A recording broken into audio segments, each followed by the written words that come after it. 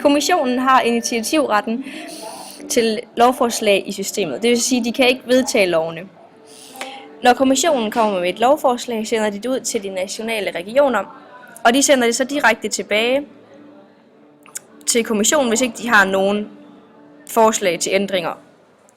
Derefter bliver lovforslaget sendt ud til Ministerrådet og Europaparlamentet, og for det lovforslag det kan blive vedtaget, så skal 55% af landene stemme for, eller 65% af befolkningen i EU skal stemme for lovforslaget.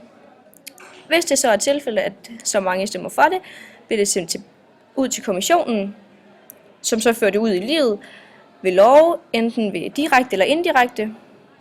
Og en direkte lov, det er en forordning, som virker direkte på alle borgerne i medlemslandene.